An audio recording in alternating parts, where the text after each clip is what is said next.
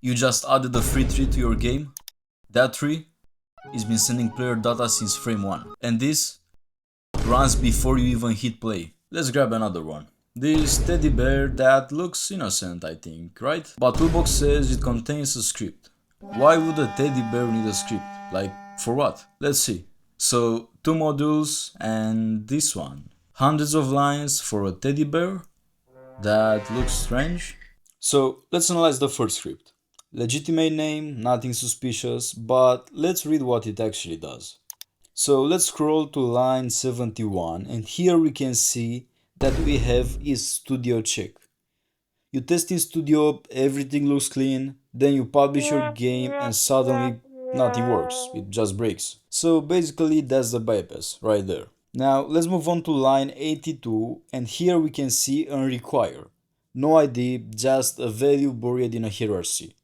And if we look under the first module script, we can see that we have a number pose value. And let me check the properties and right, we can see here that we have a value. So that is the external code which is invisible until it runs. Now let's analyze the modules, starting with layout, the first one. Let's go to line 131. And here we can see that we have object.value equals with new value. Looks like a simple assignment. You set line range to 100 and done. But it's inside new index, a meta table hook. Every assignment gets intercepted, redirected. You think you set line range, but you actually set some hidden objects value. No error, no warning, code looks clean, but it doesn't really act clean. Now let's move on to the second module script, the type one. And let's scroll together to line 138 at get signal. But sadly it doesn't return any signal, it just returns the marketplace access. So the name is just a lie. Let's scroll a little bit more at line 143, a check child. Says it checks children's, but it doesn't.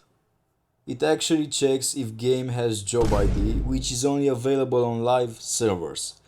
So, no job ID, no run, the studio is dead. The same for private servers too. So, you test, everything looks fine, but then you publish and the whole system wakes up. In conclusion, there are 3 scripts. One hides execution, one hides data, and one hides from testing. Alone, each looks suspicious, but together they are a whole system. Not proof of a backdoor, but proof someone didn't want you to find one.